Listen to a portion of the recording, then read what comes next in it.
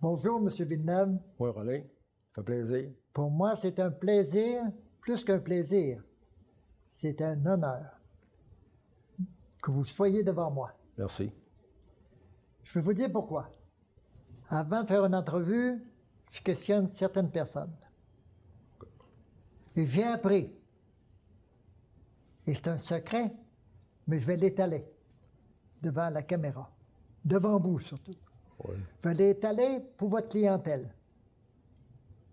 Pour la clientèle évidemment, mais pour la population d'Amqui et de la Matapédia et, pour ne pas dire, du Québec. On m'a dit que vous avez 2 doctorats. Ça vous surprend pas? 2 doctorats? Non. Vous en avez plus que ça? Non. Je ne sais pas, moi. Non, mais je l'ai peut-être plus parce que tout le long du parcours de ma vie, j'ai été à l'école, j'ai appris.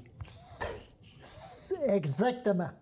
C'est une grande université Puis à mon idée, c'est la meilleure. qui vous a décerné ces 2 doctorats-là. C'est l'université de la vie. Vous l'avez deviné. Le premier doctorat, savez-vous, c'est lequel? Leader. Leader. Okay. Le deuxième, bâtisseur. Est-ce que ça vous dit quelque chose, ces 2 doctorats-là? Oui, j'ai toujours foncé, j'ai toujours voulu avancer. J'avais toujours des projets dans la tête, puis je l'ai encore dans la tête, même si je vais avoir 81 ans demain. Bonne fête. Merci. C'est demain. Demain. Bonne fête. Vous, avez-vous connu vos grands-parents? J'ai connu, moi, le père de ma mère, Burubé, Édé Burubé, que j'étais chanceux de connaître sur le côté de ma mère parce que je suis le 10e de la famille. Le 10e. Oui. Puis c'est qu'est arrivé que grand-père Burubé, lui, là, il n'y a pas un Noël qui ne passait pas, qu'il n'ait pas. Il venait manger avec le repas de Noël que ma mère préparait, qui était immense. C'était formidable parce que il s'adoptait aux jeunes. Tu sais, il ne parlait pas à mon père et à ma mère. Là. On s'assisait autour, puis on l'écoutait, par exemple, s'arrêtait un Dieu.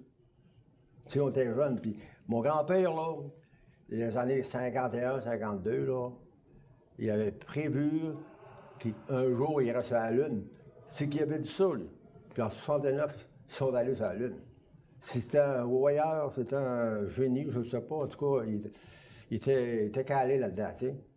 Mais dans ce temps-là, ben, c'était la pauvreté, la pauvreté, la pauvreté. Les gouvernements donnaient des lots à des colons, tu sais. Puis là, ils commençaient à arracher les chousses, puis à se bâtir une maison. Votre grand-père a eu un lot? Moi, mon père, oui, mon père a eu ça, lui. Votre grand-père, lui, Grand-père l'a eu un, mais il a été à peu près 3 ans. Après ça, il venait de Métis Beach, lui. Il s'était retourné aux États-Unis, OK, à Fort-River. Là, il a fait des commerces par là. Et ma mère est venue au monde à Fort-River en 1903, c'est ça. Votre mère parlait anglais? Non, elle ne parlait pas anglais, mais mon grand-père parlait anglais. Mais là-bas, il parlait anglais? Oui, mais elle est sortie trop jeune parce qu'ils sont revenus à l'âge de 6 ans. Okay. Elle savait un peu l'anglais, mais en ne pratiquant pas, elle a tout perdu. OK? Ouais.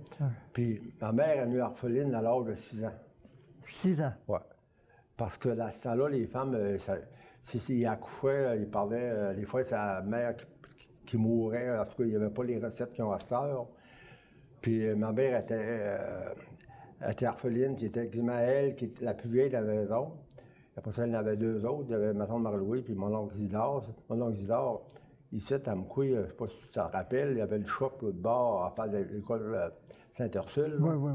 C'est lui qui a bâti ça en 51, ça. Okay? Mais ma mère était comme la maîtresse de la maison à l'âge de 6 ans. Elle prenait toutes les responsabilités parce que mon père travaillait en dehors. Mon grand-père. À 6 ans? Oui. Ça n'a pas de bon sens? Non, c'était les époques dures dans ce temps-là. Je ne pouvais pas dire mon oncle, ma tante, tout ça, mais ils étaient tout à manquer sur le même pied. Ils étaient tout à manquer pareil. C'était la vraie misère, là. Mais en tout cas, ma mère, moi, je peux te dire en affaire qu'elle a eu la misère. Puis là, elle a mordé mon père, là, mon père à sa cour musicale. Puis tant qu'il montait la wire, là, mon père partait du rang, tu sais que le rang qu'on aurait, le rang Les Villeneuves, il prenait le chemin de fer, le chemin de fer, là, pour passer par la route, puis il y avait trop de raccourcis. Puis, il était ici, juste à la sortie d'Amkoui, là, la vieille grambe, la vieille maison que là, ma mère était là, puis mon grand-père Burby était là, puis tout autour du lac, ça y appartenait, ça, là. Ça. Tous les terrains que là, c'était à moi. Il avait acheté ça, donc. Il avait acheté ça après qu'il ait revenu le Fort aux États-Unis. Ça veut dire qu'il y avait un peu d'argent? Oui, il avait fait de l'argent là-bas. Ah, OK. Ouais. Qu'est-ce qu'ils ont fait avec ces terrains-là? Bien, lui, dans le temps, là, il l'a vendu, puis il vendait ça, il louait ça à 100$ par année, puis il y en a qui ont acheté les terrains pour 200$. Tu sais, dans le temps de la crise, là. Puis c'est sûr que l'argent voulait plus cher qu'à cette heure, l'argent vaut plus rien, mais en tout cas, là, à ce temps-là, c'était ça. Ouais. Toi, t'es né à la maison?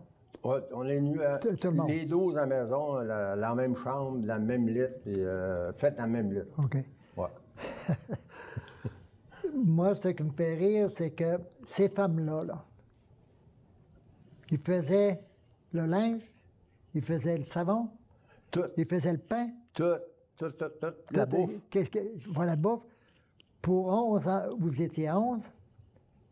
Ben, on était 12 enfants. 12. Puis le père et la mère faisait 14. 14. Puis elle cuisinait pour tout ça. Toute la gang. Puis on mangeait pour ça. Je peux te dire une affaire, là, que nous autres, chez nous, là, on a eu le privilège, on a été élevés sur une ferme. Tant qu'ils ont arrivé là, mon père est arrivé là, il a commencé à... Le gouvernement donnait des terres, tu sais, à des colons. Oui. Puis là, il fallait qu'il arrache les pousses, commencer à bâtir la maison. Puis après ça... Mais il arrachait ça avec le cheval, quoi? Non, avec les chevals, mais avec les amis de conduit, là, puis il tournait ça, puis couper les racines, puis en tout cas... Mon père, il a commencé de même, là. Il a travaillé en Christie. Il a travaillé? Oh, c'était un surhomme. Mon père, là, c'était un gars qui mesurait 6 pieds, à peu près 2, là, puis... C'était fort comme un cheval. Là. Mais il faut dire que votre mère a travaillé autant dans la maison. Ma mère, chez nous, là, elle était tout petite, là, elle était pas mal plus petite. En tout cas, une poche de farine, là, ça pesait 100 livres. Oui.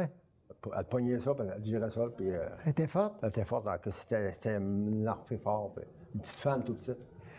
Chez vous, là, il n'y avait pas de TV. Il n'y avait pas Internet. Ben non, voyons, Internet. Il y avait quoi? Ben, il y avait rien, il y avait le petit radio, là, le petit radio à batterie, puis la batterie était à terre, on manquait les... Il arrêtait de jouer, on écoutait le Sarafan, puis les ploufs, puis ça, c'est notre programme qu'on pouvait écouter, OK? Puis là, OK? Puis c'est tout ce qu'on avait, là. C'était une batterie, puis avec la batterie de la terre, mais là, on n'avait plus rien. On a eu la télévision dans 51, quand ils ont mis l'électricité. Vous faisiez quoi comme le loisir? Loisir, premièrement, tant qu'on a grandi, là, tu sais, on avait chacun le job. Parce qu'il fallait traire les vaches, il fallait les gratter. Puis il n'y avait pas de trailleuse, là? Non, c'était ça. Avec les mains? Toutes les mains. Puis, au bout de... Tant que mon père a vendu, après ça, il a vendu à la ferme à mon frère. Nous autres, là, on avait une des plus belles fermes à Causap dans le temps, là. Les bâtisses, là, puis toute la patente, c'est super beau, comprends-tu? Puis on a une des bonnes fermes de Goscal, on a vendu, mon père a vendu ça, puis tant qu'il a vendu ça, il a commencé à 0 0 barre, puis il y avait 40 vaches dans les tables. Wow! Puis il y avait deux tracteurs qu'il avait achetés. C'est en quelle année, ça? Ça, c'est en 56, après que la guerre a fini en 45, OK? 45. Moi, je suis né au monde en 41. Ça fait que là, après que la guerre a eu fini, on dirait que ça s'est développé. Tu sais, là, le bois se vendait, puis tout marchait, puis moi, j'ai connu que ça prenait un coupon pour acheter du sirop. Oui. Je sais pas si tu as connu ça, là. Du sirop puis du sucre. Puis... Du sucre, tu sais, les affaires de même, ça prenait le coupon. Si on ne l'avait pas, vu qu'on était une grosse famille, bien, nous autres, on avait le privilège d'avoir plus que la petite famille. Oui, OK. Ouais. Puis la meilleure viande, là, qui sortait des tables, là, c'est nous qui en mangeait, on ne l'envoyait pas pour le scal, c'est M. Bouchard. On regardait pour nous la meilleure. L'autre, on l'envoyait en bas. Ça veut dire, vous... On mangeait la qualité. Vous êtes gâtés? Bien, on était gâtés sur un bar, oui, mais on ne connaissait pas s'amuser. Nous autres, s'amuser, on ne connaissait pas. Moi, ma mère m'a toujours dit, mon garçon, dans la vie, il faut travailler, il faut travailler, il faut travailler. À un moment donné, moi, je lui ai dit que c'était le temps d'aller travailler. C'est ce que j'ai fait. J'ai viré le travail en m'amusant. Là, ça allait bien en Christie, là. Je travaillais et m'amusais. Comment dire? Pour ça que... Tu travaillais dans les champs, là, puis tout. Oui. Le râteau à pédale, on faisait les foins. Ouais. Moi, à 12 ans, 13 ans, c'est moi qui prenais la décision parce que mes frères étaient partis travailler sur le Nord. C'est moi qui prenais la décision. Moi, je disais, papa, bon, je chante la bourre là, c'est moi qui le laboure.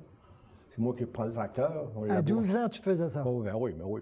C'est moi qui prenais la décision, tu sais, de dire, c'était le temps de couper le foin, puis ça. Mon père me laissait, il me faisait faire, il me fait confiance. C'est pour ça que j'ai évolué dans l'affaire, parce que il voyait peut-être en moi que j'étais un débrouillard, je sais pas. En tout cas, j'étais le seul. Ton père te trouvait très intelligent. Ben manque, puis il avait confiance en moi. Puis mon père, c'est pas un gars, il disait même pas maudit. Non? Enfant de chienne, son patois. Ouais, enfant de chienne. Il n'a jamais entendu sacrer mon père. Toi, tu ne sacres pas non plus. Non, des fois, il me lâche. Pour la colère. Mais c'est pour te dire, c'est ça un peu ma vie d'enfance. Tu es allé à l'école. 3 jours, la maîtresse n'était pas là. C'est pour ça que tu as 2 doctorats. Ouais. Non, je suis allé à l'école, pour te dire pourquoi je suis allé à l'école. J'allais parce qu'il fallait marcher au catéchisme, tu te rappelles à ce temps-là? Puis si on ne marchait pas au catéchisme, puis on n'allait pas comment ils appelaient ça, en tout cas? Première communion. Ouais. Là, on ne pouvait pas se marder. Mais moi, j'avais un peu pas de marder, ça veut dire que je suis allé un peu pour tout Ça faire. veut dire que tu aimais les femmes déjà? Ben oui, mais non, on les accordait, c'est tout. On les accordait l'âne catalogue, mais pour ça. Ça dépend quel catalogue. Si c'est Playboy, c'est un beau catalogue. Tu es allé à l'école, as-tu un souvenir du primaire, là? Tu dis qu'il y avait une institutrice, une maîtresse, comme on disait dans ce temps-là. Oui. Elle faisait la première année à 7e. C'est ça. Comment elle pouvait fonctionner? Ça fonctionnait, là, on va dire, premièrement, elle ne pouvait pas s'occuper de nous autres. Tu sais, c'est comprenable, parce que les plus vieux, là, t'es en 6e année, là, c'était des yobs, ça, là. Les jeunes, ben là, quel exemple qu'il y avait? Il y avait l'exemple des plus vieux. C'est pour ça que, moi, à un moment donné, la maîtresse, elle me gardait souvent après l'école. Je me demandais, je dis, pour faire mes devoirs. Puis elle me disait, elle était correct. Mais à un moment donné, la maîtresse me fait bourrasser, moi, ça ne marquait pas.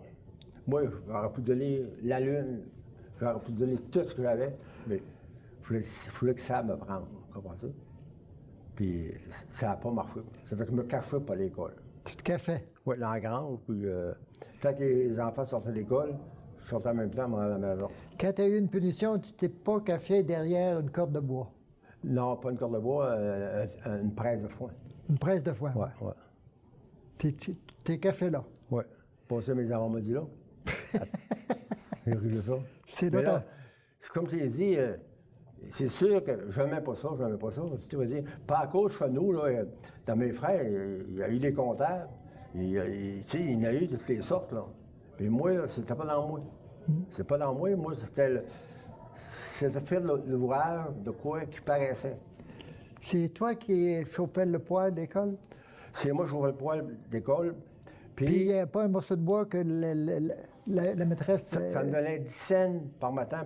Je partais de chez nous. Ça allait à peu près 10 cents d'aller, je te dirais, l'hôtel L'Auberge, tous les matins. Puis là, ça ne chauffait pas la nuit. Je partais, j'allais allumer le poêle, je remontais. Puis là, je mangeais, je redescendais pour la chauffer. Pour qu'il y ait de la chaleur, quand les enfants rentraient. Parce que quand on rentrait à l'école, l'hiver, il fallait être habillé. Là. Puis là, à un moment donné, la maîtresse, je ne sais pas si elle avait fait des folies, je ne sais pas trop. Elle avait fait des barreaux, les choisis, ça se levait de même, là. Oui, oui. Puis là, ça prenait quoi, puis les levait en l'air. Moi, j'avais fait mon beau fin, j'étais fin, tout. Fait des beaux barreaux, tout bien fait, bien plumé, tout. À un moment donné, elle a pris les barreaux, elle a commencé à taper les mains avec ça. Le lendemain matin, j'ai pris tous les barreaux que j'avais faits. Je les ai posés, j'ai allumé le poêle après, avec, tiens, si, elle ne me battra plus avec ça. Tu l'as puni? Je l'ai puni. Donc là, c'est même que ça a fini. Mais comment se fait-il d'arrêter l'école jeune? Ben, j'aimais pas ça. Puis, à quel âge t'as arrêté? Pour moi, là, à peu près 8 à 9 ans, là, tu sais, grosso modo. Puis là, après ça, j'ai suivi des cours pour passer mon certificat pour... le soir, c'était ma belle-sœur, puis j'allais me donner des cours, puis c'est là que... Pour passer la 7e année, là? Oui, c'est ça. OK. Tu l'as passé? Oui. Puis entre ça, ben là, c'est ça. Et ça a passé. Puis après ça, il est tombé sur le marché du travail, il me suis allé sur le Nord. C'était quoi ton premier travail, justement? Tu es allé sur la Côte-Nord? Mais c'est à la Côte-Nord, mon Qui premier... t'a amené là? C'est mon frère Marcel. OK. Marcel, ça a été mon deuxième père. Marcel, c'est celui qui est à Matane, Oui, il va qui à vend Volvo. des autos, là. C'est ça, oui. OK. Puis Puis il t'a amené sur la Côte-Nord. Oui, il m'avait emmené. Tant que j'ai parti, j'ai parti dans le mois de mai, puis j'ai eu 16 ans dans le mois de juin. C'est jeune, ça? Ben, t'es jeune, c'est sûr que j'étais jeune. Puis là, tant que j'étais là, on gagnait 10 piastres par jour. Puis pas commencer à 8 h le matin puis finir à 4 h l'après-midi. À Noirsa, à l'eau. Voyons. Oui, monsieur. Au petit crochet, à l'île de Pitonne. Ça, vous ne connaissez pas ça? Moi, je l'ai connu. Une corde de Pitonne, là, c'est 4 par 8, OK? Puis, dans les montagnes... Ça veut dire que t'es capable? Ben, j'étais pas pire. Je veux dire, j'étais en forme. Non, pour tirer des pitounes, Comme comme un tu dis. peu, là. Ouais. Fait que là, ça a duré pendant un an et demi, ça, là. On chauffait le tracteur de M. Touchon, Émile Touchon. Que Marcel était marié, la fille à Émile Touchon. Un gros tracteur, là. Un tracteur à l'air. À l'air, un OK. John Deere, ouais. Caterpillar, ouais. OK. Un D4, ouais. Tu conduisais ça. Ouais. Puis là, Marcel, il sortait avec la fille du jobber, puis Marcel, c'est pas un flot non plus, là. C'était capable en ici, puis c'était un tough. C'est tout lui qui m'a montré ça, OK? OK. Il m'a montré à chauffer le tracteur, il m'a montré la soudure, il m'a montré la mécanique. Ça rouvrait dans le printemps, le mois de mai, puis rendu aux fêtes, ça fermait, OK? Fait que là, moi, l'hiver, restant à la ferme, ça ne m'intéressait plus, là, rendu à 17-18 ans, là. Là, je m'en allais sur Marcel. Marcel, lui, mon frère, il avait racheté la 59, 58. Il avait acheté le garage, une poste à gaz, SO, Matane-sur-Mer. Je m'en allais là l'hiver pour travailler avec l'autre. À Mcouif, ça? Non, à Matane. À Matane, à Matane. Oui, en 58. OK, à Matane. Fait que là, je m'en allais là travailler là pour pas rester à la maison, parce que la maison, il fallait mettre le chapelet tous les soirs à genoux, puis ça me fatiguait, ça. Nous autres, il n'y a pas un soir, quand on était flot, que le chapelet à genoux, ça se faisait, ça. Avec le cardinal Léger, là. Tous les soirs. Non, mais le cardinal disait le chapelet à la radio. Non, je sais pas si c'est à la radio, en tout cas, voilà, c'est Juliette, ma soeur, la plus vieille, qui... Ah, OK. Puis on répétait sur le chapelet. Je m'en rappelle encore des bouts, mais je l'ai pas tout. Le temps qu'on arrivait à la semaine 5, OK? Pâques. Hein? Tant qu'on arrivait, ben là, on a passé Noël, OK? Là? Noël, on n'a pas parlé, là. Non, mais Noël, tu passais comment Noël? Noël, là, nous autres, là, c'était la foire totale. Écoute bien, la table, là, était longue.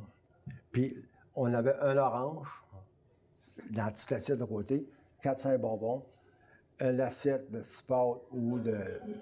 Tu sais, la meilleure... C'était plein à longueur, puis on mangeait. Un orange, là, nous autres, là, on avait ça une fois par année. Dans les années 50, là. Puis les plures, là, on la ramassait, puis la mettait à la tête de mon lit pour sentir l'orange, parce que ça sentait bon, en même temps, tu sais. C'est pour dire que c'est pas de la menterie, là. Pas comme aujourd'hui, là. Non, je comprends. C'est ça, la vie. Tes arrière-petits-enfants, là, ne croiront pas ça. Ils croiront pas ça. Tes enfants vont croire ça, parce que tu leur racontes. Bon, ouais. Puis, Non, ils vont dire, ils sont vieux fous, ça, là. Mais les arrières, ceux qui ne te connaîtront pas, là, quand ils vont t'écouter, là, on fait ça pour eux, là. Oui, oui. On fait pas ça forcément pour tes enfants. Ouais. C'est presque une vie impossible pour eux. Ben non, c'est sûr que pour eux autres, voyons, ça n'a aucun sens, mais c'est des vécus qu'on a faits. Oui, ça, je le sais, c'est du vécu. Oui.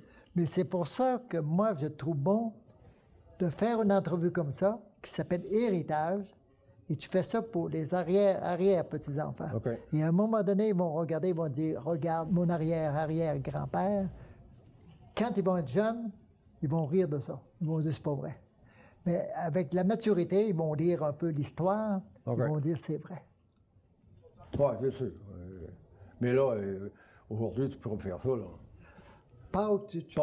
Pâques, ça, c'est une autre histoire. Pâques, moi, là, 81 ans demain, le 18, je te dirais, les 70 années passées, que je viens de passer, il n'y a pas une journée, le dimanche de Pâques, que je n'ai pas été chercher d'autres Pâques.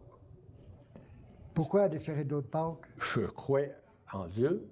Oui. Puis l'autre Pâques, je prenais l'autre Pâques que j'allais cueillir à 23 heures avec le soleil se lève, puis je mettais un verre d'eau, Puis je le mettais là. Puis l'autre part, elle s'est conservée jusqu'à 2-3 ans. Puis l'autre, elle est toute Autant que ça. finie. Oui, ça, je l'ai vécu. Puis j'ai jamais manqué un dimanche de Pâques à chocolat de Pâques. Mais c'est mystérieux, ça? Bien, c'est un miracle. Tu sais, la vie, là, faut croire à quelque chose, là.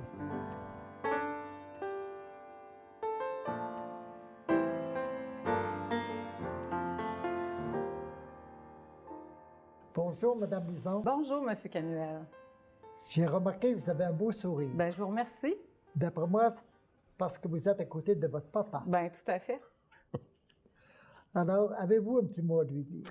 Oui, moi, j'ai préparé un texte écrit parce que je me sentais plus à l'aise de faire ça. Et j'ai décidé de comparer mon père un peu avec les Ford. Parce que, dans le fond, mon père, depuis 1966, qui œuvre dans le domaine de l'automobile. Donc, ça va comme suit. Je vais vous parler aussi de sa fiche technique, mais on va commencer avec les modèles Ford qui, selon moi, le qualifient le mieux. Cher papa, tout au long de ta vie, tu es allé au-devant du tempo. Même à 24 heures de tes 81 ans, tu as toujours l'allure du F-150, robuste et fort. Tout comme le Bronco et le Mustang, tu as parfois un comportement imprévisible, un caractère fougueux qui serre et sort lors de tes expéditions, n'en déplaise à quiconque. En tant que ranger, ton rôle est d'assurer la sécurité et l'intégrité du territoire sous ta responsabilité. C'est pourquoi tu parcours tant de kilomètres par année d'un bout à l'autre de la ville.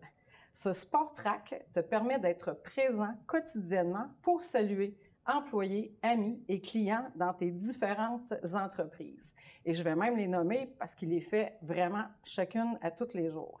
Le service, ou plusieurs fois par jour, le service rapide, Car Expert, le dépanneur chez Lery, le garage JM Villeneuve incluant le lave-auto chez Billy et le service de remorquage, Automobile Villeneuve et le dépanneur JLS de l'Ouest. Nul doute que d'explorer tous ces endroits te permettent d'être à l'écoute et toujours prêt à rendre service pour régler quoi que ce soit. Tes moments de repos sont en fusion avec la nature. Ton escape est et aura toujours été d'aller te ressourcer dans le bois, que ce soit au Caso ou au Big Indien. Et là, c'est la Fiesta, festival, qui te permet de garder le focus pour de nombreux projets futurs auxquels tu aspires encore. On pourrait aussi souligner tes 500 réalisations et reconnaissances, mais bon, ce n'est pas fort important d'en parler car après tout, tu es un homme gêné. Pas surprenant que ta maman avait détecté dès ton plus jeune âge que tu étais un vrai maverick. Sous ton indépendance et ta non-conformité se cache un homme avec une grande sensibilité et un grand cœur. Maintenant, on va y aller avec la fiche technique, un peu comme pour les modèles de véhicules. Donc, c'est la fiche technique de Jean-Marie, 1941, Made in Cosa. La version authentique et dévouée. Le moteur refait à neuf, à cœur ouvert, en 1996. Puissance turbo, 3 enfants, 5 petits-enfants et un arrière-petit-fils. Couple reconditionné avec Francine depuis plus de 30 ans. Transmission, automatique dès 5 heures le matin, manuel après 19 heures le soir.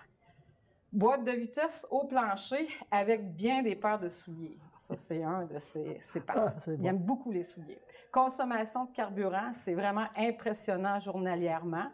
Ça dépend toujours des bebelles qui sont utilisées selon les périodes de l'année, tracteur, ranger, côte à côte, motoneige, name it. Technologie, maîtrise de son iPhone et de la télécommande de son fauteuil masseur. Carrosserie, encore très robuste pour le millage. Sécurité, pas toujours présente quand il s'agit de lui. Équipement, full équipe, comme tu dis, et garantie, évidemment, à vie. Voilà, Pat, tu es un entrepreneur bien connu, respecté et apprécié dans notre région, puisque tu as grandement contribué au développement de notre municipalité. Qui plus est, tu es aussi généreux de par tes contributions et implications, et ce, à tous les niveaux, culturels, municipales, sportives. Tu nous as souvent répété ce que ta mère t'a dit étant jeune, le travail avant le plaisir, mon garçon, c'est pourquoi tu as décidé de t'amuser à travailler. Et Il serait donc facile de penser que ta priorité numéro 1 a toujours été le travail. Cependant, tout ce que tu as accompli, nous savons que tu l'as fait pour nous. Espérons que tu n'as aucun regret et que nous avons su être à la hauteur de tes attentes. Aujourd'hui, au quotidien, les moments qu'on passe avec toi, OK, qu'on parle d'affaires ou qu'on parle des choses en général de la vie, c'est vraiment très précieux. Malgré tous les obstacles que tu as rencontrés, puis toutes les gaucheries que tu as pu faire, ça c'est toi qui le dis, tu as relevé tous les défis, puis tu nous as donné ainsi un bel et grand exemple d'accomplissement humain. Je suis fière de toi, papa. Merci d'être présent dans nos vies. Je t'aime. Merci, ma fille. Moi, j'applaudis, hein? J'applaudis. J'ai eu beaucoup de plaisir à écrire ça. Et je te l'offre. Ouais, ça me fait plaisir, puis c'est touchant. Ça vient du plus profond. Puis tu es un vrai modèle. Comment tu prends ça? Ben, je prends ça touché. Ému. C'est affreux, là. Il me semble qu'on ne mérite pas tant que ça, là. Non. Moi, je pense que tu as touché à peu près tous les points d'une façon avec beaucoup d'humour. Il restait juste à apprendre mon texte, mais M. Canuel, le délai était court, hein? Oui, le délai était très court. Le délai était court. Tu t'es très, très bien débrouillé. Moi, je te remercie infiniment. C'est moi qui vous remercie de faire une belle émission comme ça, de mettre en valeur notre père, qui vraiment mérite cette reconnaissance-là pour tout ce qu'il a accompli. Tu penses? Oui, Pat, ouais. Bravo. Ça, c'est pour ses arrière-petits-enfants. Ça va toucher ton texte pour les arrières. Moi, je te remercie. Bien, ça m'a fait extrêmement plaisir. Bravo, mon père. Je remplissais du gaz, il rentrait 5 piastres, 6 piastres de gaz, parce que le gaz, on le vendait 28 cents du gallon. C'était pas du litre, du gallon. Je prenais le char, j'allais l'amener à la polyvalente, je rentrais les clés, je m'en prenais à pied.